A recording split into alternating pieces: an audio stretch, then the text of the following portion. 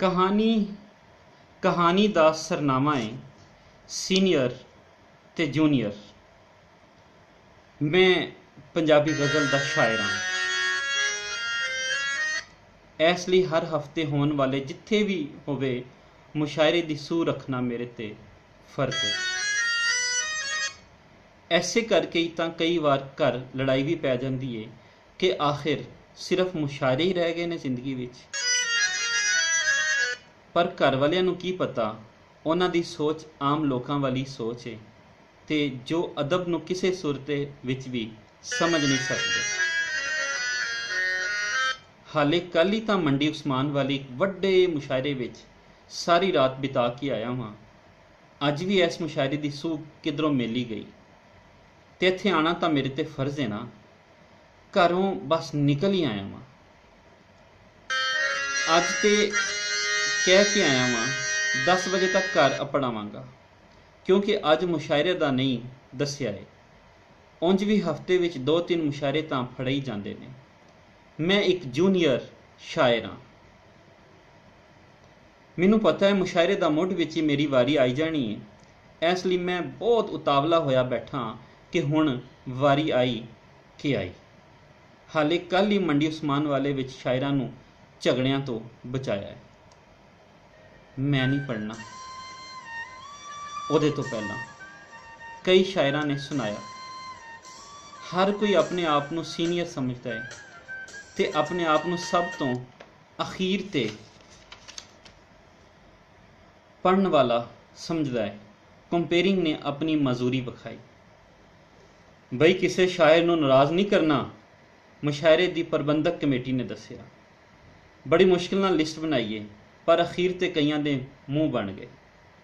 मैं तां जूनियर शायर हाँ, मैनू की फर्क। मैं रंग रंग दियां बलदियां बत्तियां नूं वेखदियां वड्डे सारे हाल विच बैठे लोकां दे ज़ोक नूं परखण लई जिवें उडवी जई नज़र मारी। इत्थे तां पूरे पंजाब विचों शायर आए ने। मैं शायरां नूं वेख के सोचिया जो तरह तरह दियां बोलियां बोल रहे सन। ठीक 7 बजे मुशायरा शुरू कर दिता गया।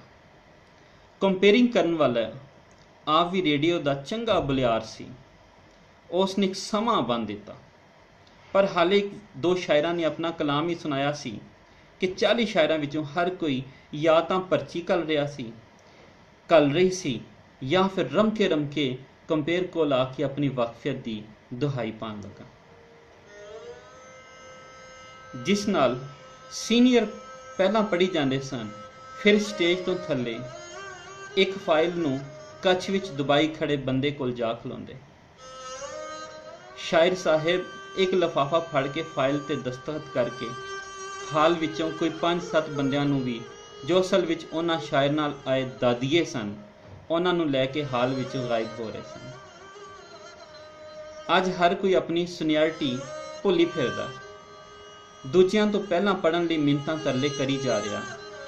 अज कोई सीनियर नहीं सी ते हर कोई जूनियर बनी फिरदा है। कोई नाराज़ भी नहीं हो रहा। मैनू काफ़ी देर बाद असल रोले का पता चलिया कि अज कोई झगड़ा नहीं हो सकता। अज कोई अना वाला मसला है ही नहीं। असल मसला तो चैक दा सी जिस तो जेब गर्म होनी सी।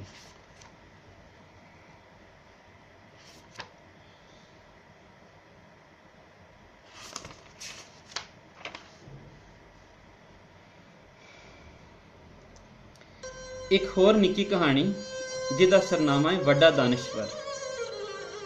मैं उहदे वार वार आखन ते टेर असरार करन ते उहदे नाल उस प्रोग्राम विच गया सां। ਉਹ कोई साल को मगरों पिंडों आंदा है। फिर उसकी कोशिश होंदी है कि लाहौर दा हर अदबी प्रोग्राम वेखन ते सुनन जावे क्योंकि वह कहंदा है जो तुसी मौजूद हो ते तुहाडा वजूद है, नहीं तां तुसी कुछ भी नहीं। इसलिए अदब विच भी यह गल चलदी नज़र आती है। जिन्हां दा दूर दूर तक अदब नाल कोई संबंध नहीं होंदा वह वड्डे लिखारी ते दानिश्वर बन जाते हैं। खैर अदबी प्रोग्राम विच एक किताब की मुख वखाली सी। किताब का शायर बाहरों आया होया है। 1 साल मगरों वह आके अपने आज़ाद विच एक इकट्ठ करवा के खुश हो जाता है। अदबी प्रोग्राम शुरू होया। बहुत तारीफां तो गल शुरू हुई।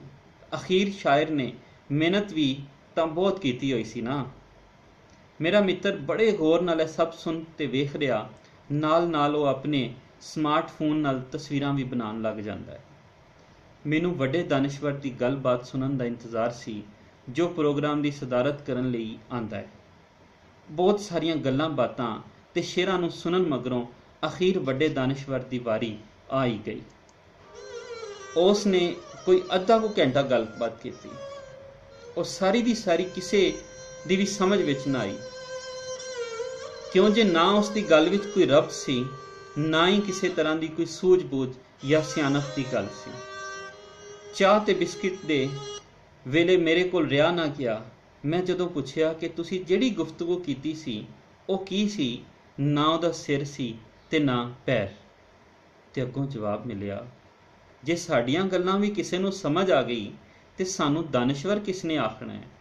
ਫਿਰ ਮੈਨੂੰ ਹੈਰਾਨ ਤੇ ਪਰੇਸ਼ਾਨ ਵੇਖ ਕੇ ਉਹ ਇੱਕ ਮੱਕਾਰੀ ਨਾਲ, ਅਯਾਰੀ ਨਾਲ ਹੱਸਿਆ ਤੇ ਚਾਹ ਦਾ ਕੱਪ ਉੱਥੇ ਹੀ ਰੱਖਦਿਆਂ ਉਸਨੇ ਕਿਹਾ, ਵੱਡਾ ਦਾਨਿਸ਼ਵਰ ਬਣਨਾ ਕੋਈ ਸੌਖੀ ਗੱਲ ਨਹੀਂ ਹੁੰਦੀ ਕਾਕਾ।